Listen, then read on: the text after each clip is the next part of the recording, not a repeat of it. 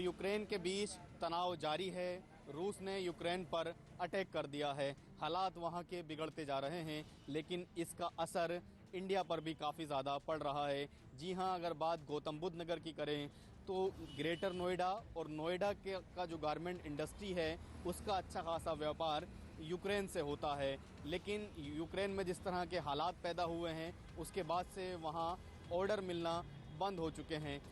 आपको बता दें, नोएडा के अंदर 1000 से ज़्यादा ऐसी गारमेंट इंडस्ट्री हैं जो यूक्रेन के साथ व्यापार करती हैं और तकरीबन 30,000 करोड़ रुपये सालाना वहां से व्यापार होता है। लेकिन अब व्यापारियों की माने तो उनका कहना है कि पिछले 3 महीने से उनको ऑर्डर नहीं मिल रहे हैं, जिसकी वजह से काफ़ी ज़्यादा नुकसान का सामना करना पड़ रहा है। साथ ही रूस से भी गौतम बुद्ध नगर के अंदर अच्छा खासा कच्ची धातु आती है, मटेरियल काफ़ी आता है, लेकिन उसके भी ऑर्डर नहीं मिल रहे हैं। तो इसका एक ही मतलब है कि यूक्रेन और रूस के बीच तनाव का जो सीधा असर है वो भारत पर भी पड़ रहा है और इससे कहीं ना कहीं व्यापारी वर्ग को काफ़ी नुकसान का सामना करना पड़ेगा। Haider Ali, J24/7 news, Noida. उत्तर प्रदेश में 5वें चरण की वोटिंग को लेकर जोर आजमाइश तेज हो चुकी है। सीधा मुकाबला है सत्तारूढ़ बीजेपी और मुख्य विपक्षी दल समाजवादी पार्टी के बीच। लेकिन ये पूर्वी उत्तर प्रदेश की सीटें हैं 5वें चरण में, तो सीधा सा मुकाबला सपा और बीजेपी के बीच भले ही हो, लेकिन कांग्रेस पार्टी के भी वोटर यहाँ पर बड़ी संख्या में हैं, बसपा के भी वोटर यहाँ पर बड़ी संख्या में हैं। अयोध्या से लेकर उत्तर प्रदेश का सबसे प्रमुख तीर्थ स्थल अयोध्या से लेकर प्रयागराज तक मुकाबला होगा। बीच में अमेठी होगी, रायबरेली होगा, ऐसे तमाम जिलों की सीटें हैं जो हाई प्रोफाइल हैं। सबसे ज्यादा नजरें जो उत्तर प्रदेश ही नहीं देश की जनता की टिकी हुई है वो है प्रयागराज को लेकर। प्रयागराज में यूपी सरकार के 2 कैबिनेट मंत्रियों की साख दांव पर लगी है। सिद्धार्थ नाथ सिंह हैं और नंदगोपाल नंदी हैं जो चुनाव लड़ रहे हैं प्रयागराज से। इसके साथ ही अतीक अहमद माफिया जो हैं, बड़े माफिया, उनकी पत्नी शाइस्ता परवीन भी इलाहाबाद की पश्चिमी सीट से चुनाव लड़ रही हैं। लिहाजा सबकी नजरें टिकी हुई हैं इलाहाबाद में। इस बार का मुकाबला कैसा रहता है और क्या अतीक अहमद जो अहमदाबाद की जेल में बंद हैं, उनकी पत्नी को इलाहाबाद से वोट हासिल होता है और हासिल होता है तो कितना वोट मिलता है।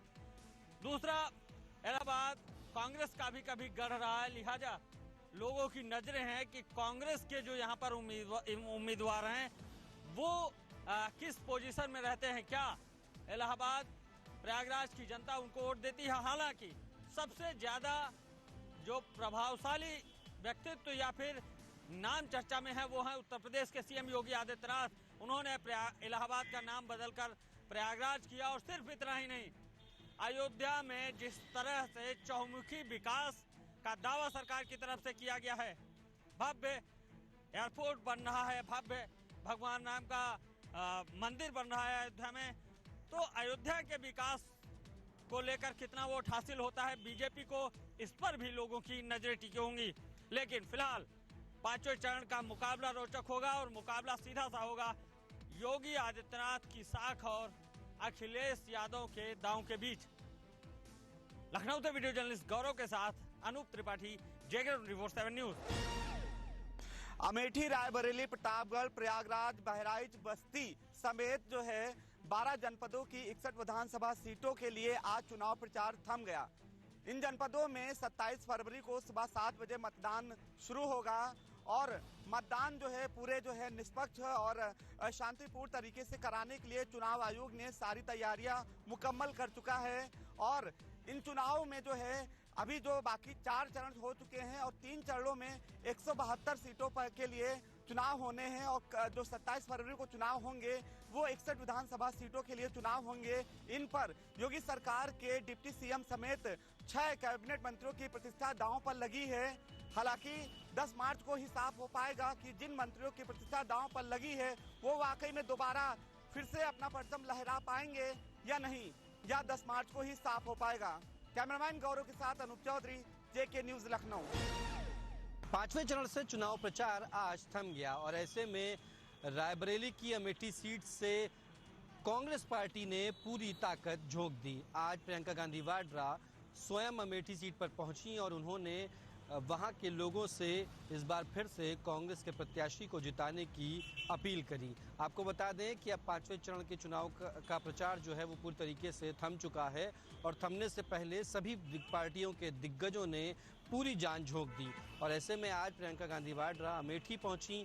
अमेठी में उन्होंने कांग्रेस के प्रत्याशी को विजय दिलाने के लिए लोगों से अपील करी। कांग्रेस की अमेठी की जो सीट है वो हमेशा से ही कांग्रेस के खाते में आती रही है और कांग्रेस का गढ़ मानी जाती है। और ऐसे में इस बार कांग्रेस के प्रत्याशी के खिलाफ भारतीय जनता पार्टी का जो प्रत्याशी है या जो समाजवादी पार्टी के प्रत्याशी हैं उनकी दावेदारी भी काफ़ी मजबूत मानी जा रही है।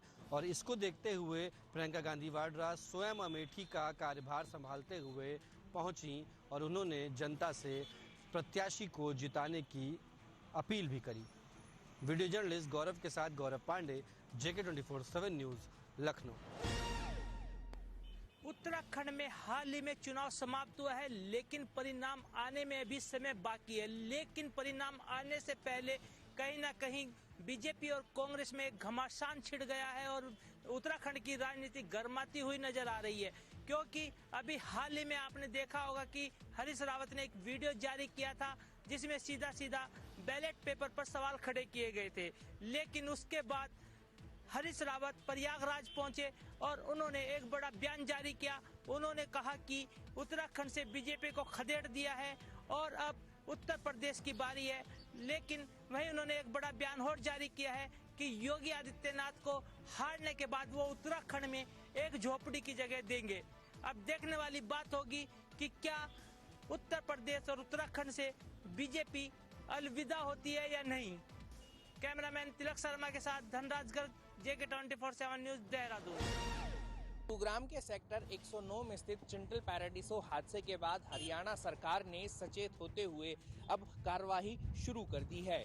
गुरुग्राम में ऐसी 5 अन्य सोसाइटी को चिन्हित किया गया है जिनका स्ट्रक्चर ऑडिट IIT दिल्ली और IIT रुड़की की टीमें करेगी।